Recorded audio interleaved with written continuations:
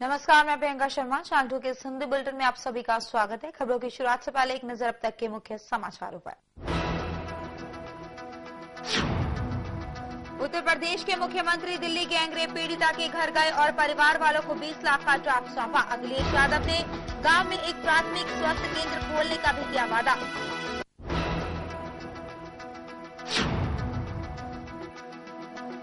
पाकिस्तान ने एक बार फिर से भारतीय चौकियों पर की गोलाबारी। 8 भारतीय चौकियों पर हुई गोलाबारी।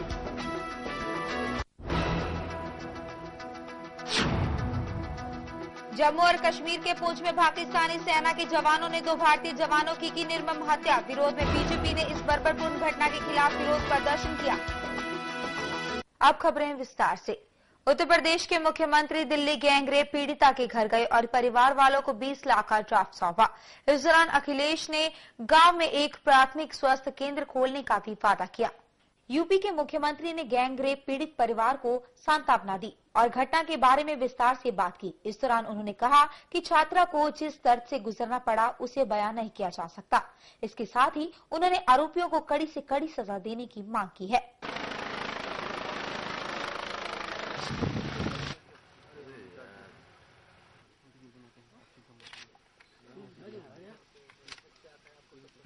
इतनी दर्दनाक और मैं समझता हूँ दुनिया में ऐसी घटना कहीं नहीं हुई होगी जिसका सामना इस लड़की को बेटी को करना पड़ा। और पूरा देश उस बात पे नाराज भी था और नाराजगी लोगों ने जताई भी। सबने कार्रवाई की अपील भी की है। हम समाजवादियों ने भी कहा कि कड़ी से कड़ी कार्रवाई हो। अखिलेश ने कहा कि उन्होंने पीड़ित के परिवार वालों को 20 लाख रुपए का ड्राफ्ट दिया है।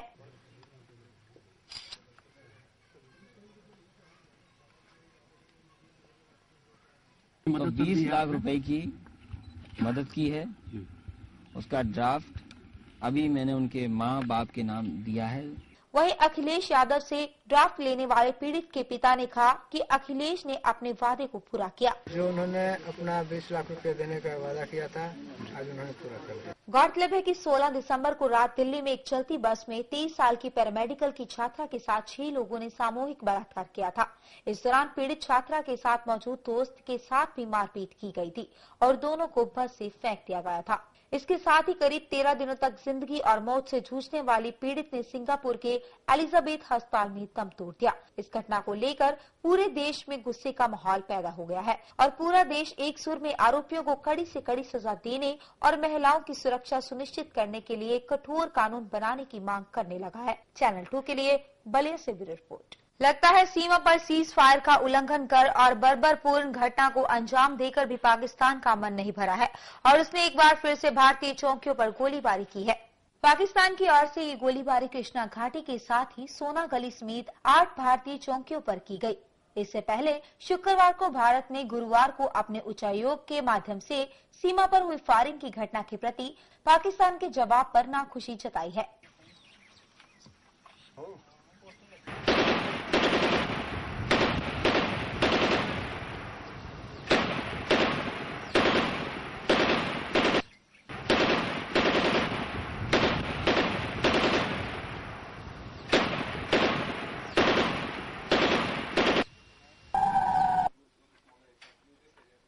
चैनल 2 के लिए ब्यूरो रिपोर्ट।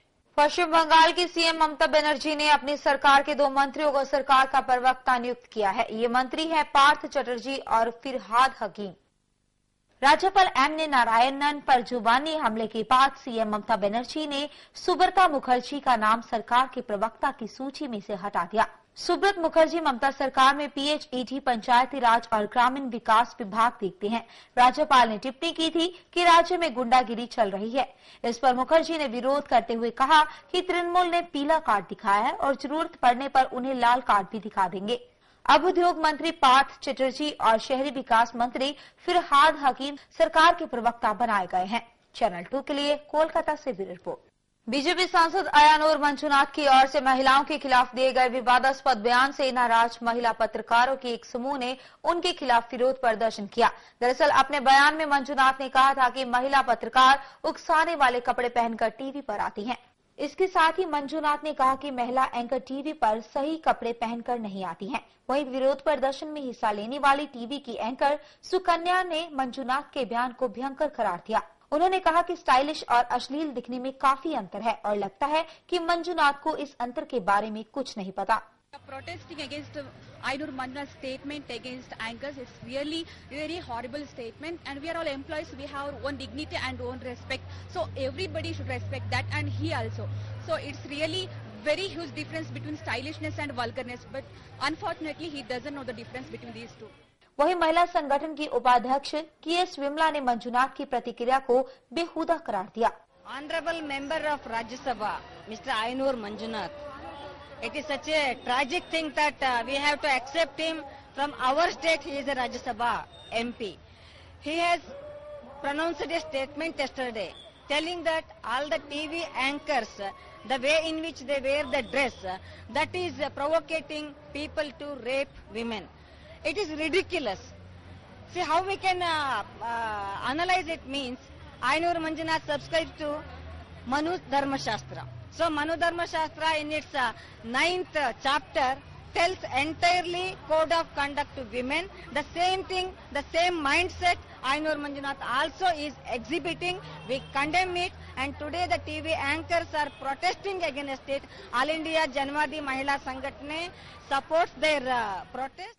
इसी कड़ी में एक दूसरे महिला पत्रकार श्री लक्ष्मी ने कहा कि बीजेपी सांसद ने महिला न्यूज एंकरों के ड्रेस को लेकर पूरी तरह से गैर जिम्मेदार न बयान दिया है।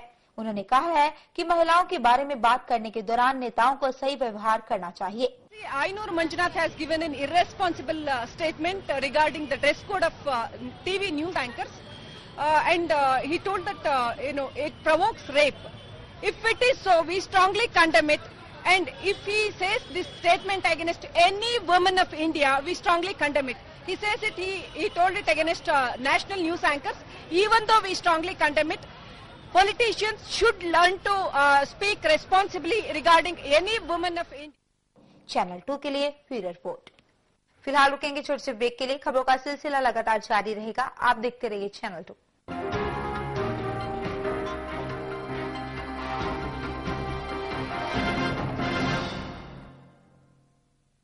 ST ਹਸਪੀਟਲ ਦੇ ਮਾਹਿਰ ਡਾਕਟਰ ਆਸ਼ੀਸ਼ ਕਪੂਰ ਨਾਲ ਮਿਲੋ ਸਵੇਰੇ 9 ਵਜੇ ਤੋਂ 9:15 ਵਜੇ ਤੱਕ, ਸ਼ਾਮ 7 ਵਜੇ ਤੋਂ 7:15 ਵਜੇ ਤੱਕ ਅਤੇ ਆਪਣੀਆਂ ਸਮੱਸਿਆਵਾਂ ਦਾ ਹੱਲ ਕਰੋ।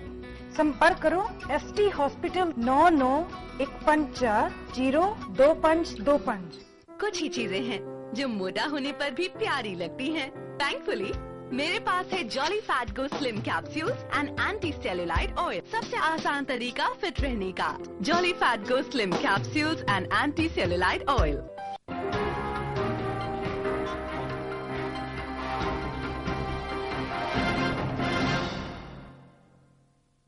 ब्रेक के बाद दर्शकों का स्वागत है। केंद्रीय पेट्रोलियम मंत्री वीरप्पा मोइली ने ग्राहकों के लिए तुरंत गैस डिलीवरी स्कीम की शुरुआत कर दी है। इस योजना को लक्ष्य नाम दिया गया है। स्कीम के तहत डुप्लीकेट कनेक्शन को भी ट्रेस करने के लिए मदद मिलेगी। इससे संबंधित विशेष सॉफ्टवेयर के जरिए स्टोर किया जाएगा, जिसे सीडैक ने तैयार किया है। वीरप्पा मोइली ने उम्मीद जताई है कि इस स्कीम से ग्राहकों की जरूरतों की पूर्ति में मदद मिलेगी और लोगों को बेहतर सेवा मिल पाएगी। लक्ष्य के तहत ग्राहक अपनी समस्या और शिकायतों को भी रख पाएंगे। We are now launching new initiative under the project Laksha.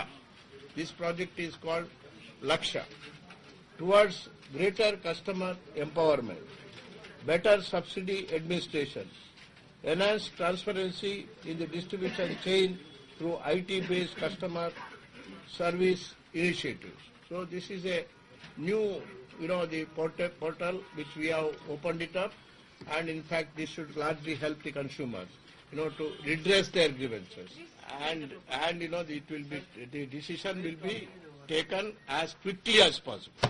Okay. Wait, that decision will also one fine day will announce. Channel 2 के लिए दिल्ली से bureau report. Bharatiya Janata party ने लातेहार एनकाउंटर पर राष्ट्रीय मानवाधिकार आयोग की चुप्पी पर सवाल उठाए हैं। बीजेपी ने आरोप लगाया कि NHRC माओवादियों को समर्थन दे रही है। बीजेपी ने लातेहार एनकाउंटर में शहीद हुए जवान के शरीर में आईडी लगाने की घटना की निंदा की है। पार्टी ने कहा है कि इससे जाहिर होता है कि माओवादियों की मंशा बड़ी घटना को अंजाम देना था। बीजेपी ने देश की आंतरिक और बाहरी सुरक्षा को लेकर चिंता जताई है। पार्टी ने कहा है कि महिलाओं की सुरक्षा के मुद्दे, सीमा पर पाकिस्तान की घुसपैठ और नक्सली हिंसा एक ही साथ हुए हैं। इस तरह के जो संगठन है जो नक्सलियों के पक्ष में मानव अधिकार की बात उठाते रहे हैं, उन सबसे हम ये सवाल पूछना चाहते हैं कि इस तरह के कृत्य की वो निंदा क्यों नहीं कर रहे और इस तरह के कृत्य की, इस तरह की कार्रवाई की निंदा के साथ क्या इस देश के सुरक्षा बलों का मानव अधिकार है या नहीं, इस पर भी उनको जवाब देना चाहिए। यूपीए गवर्नमेंट में भी एक विचार लड़ने का नहीं है। यूपीए गवर्नमेंट और कांग्रेस के अंदर ही एक धारा सख्ती से निपटने की बात करता है और दूसरा धारा नरमी बरतने की बात करता है। भारतीय जनता पार्टी सरकार को आगाह करती है कि नक्सलियों के खिलाफ एक मजबूत लड़ाई लड़ने की जरूरत है और सरकार इसमें देरी नहीं करे। और ये जो घटना हुई है इसकी हम घोर निंदा करते हैं और हम उम्मीद करते हैं कि ये सरकार के लिए आई ओपनर होगा, सरकार की आंखें खुलेगी। चैनल 2 के लिए दिल्ली से ब्यूरो रिपोर्ट। मुंबई पुलिस ने क्रेडिट कार्ड का क्लोनिंग करने वाले एक गिरोह के एक सदस्य को गिरफ्तार किया है। धर्मेश गजेंद्र गाला नाम का ये व्यक्ति नाला सोपारा का रहने वाला है। दरअसल धर्मेश अपनी महिला साथी के साथ चर्च गेट से त्रिभुवन दास भीमची जावेरी शोरूम गया। दोनों ने वहां खुद को पति पत्नी बताकर तकरीबन 1.5 लाख रुपए के सोने का कंगन पसंद किया। उन दोनों के पास एक क्रेडिट कार्ड था जिस पर बैंक ऑफ अमेरिका लिखा था, लेकिन उस पर आईसीआईसीआई बैंक का लोगो लगा था और शोरूम के एक कर्मचारी ने उसे स्वाइप किया, लेकिन वो काम नहीं किया। इसके बाद अपने साथ नगद लाने की बात कहकर नीलम वहां से चली गई, लेकिन जब नीलम काफी देर के बाद नहीं लौटी तो शोरूम मालिक को शक हुआ और कार्ड की जांच की गई। वरिष्ठ पुलिस इंस्पेक्टर झूझा राव खारल ने कहा कि जब शोरूम के स्टाफ ने टेक्नीशियन को बुलाया तब पता चला कि ये कार्ड काम नहीं कर रहा है। 5 जनवरी को हमारे इधर त्रिभुवन दास जवेरी का शोरूम है, तो उसमें शाम को 5 बजे के आसपास एक कपल आया था और वो बांगड़ी खरीदी करना चाहता था। उन्होंने बांगड़ी देखी, बांगड़े पसंद की और पैसा देने के लिए उन्होंने क्रेडिट कार्ड दे दिया। तो वो दुकान वाले क्रेडिट कार्ड स्वैप करने लगे। उनके उधर जो एक्सिस बैंक का जो ये था उसमें स्वैप करने लगे तो स्वैप नहीं हुआ। कार्ड स्वैप नहीं हुआ तो उनको डाउट आ गया। उन्होंने उसको वो जो कार्ड देने वाला था उसको उधर बिठाया और उनका बैंक का जो टेक्नीशियन था उसको भी बुलाया। तब तक वो उसके साथ में जो महिला थी वो बाहर से आती हूँ करके वो चली गई। घराल ने कहा कि धोखाधड़ी का मामला दर्ज कर लिया गया है और पुलिस श्रेहान नाम के व्यक्ति की तलाश कर रही है, जिसे पूरे मामले का मास्टरमाइंड माना जा रहा है। लेकिन ये जो बैंक का आदमी आने के बाद उसने देखा, वो कार्ड देखा और बोला कि टोटल फ्रॉड है, एक क्लोनिंग करके तैयार किया गया। फिर उन्होंने पुलिस को बुलाया और पुलिस सब लेके इधर आ गई और उसके खिलाफ शिफ्टिंग का केस दाखिल किया। उसका नाम है धर्मेश गाला। वो नाला सोपारा का रहने वाला है, कुछ काम नहीं करता था और उसको ये श्रेयांक करके मेन जो आदमी अपना अभी मिला नहीं, उसको हम ढूंढ रहे। उसके साथ में उसने एक काम चालू किया था। एक काम करने के बाद उसको कुछ पैसे मिल जाते थे ऐसा, लेकिन उसको वो जो श्रेयांक है उसने पूरा डिटेल्स नहीं बताया था। जो औरत उसके साथ में भेजी थी उसका भी डिटेल्स नहीं दिया था। चैनल 2 के लिए मुंबई से ब्यूरो रिपोर्ट। फिलहाल रुकेंगे छोटे से ब्रेक के लिए। खबरों का सिलसिला लगातार जारी रहेगा, आप देखते रहिए चैनल 2।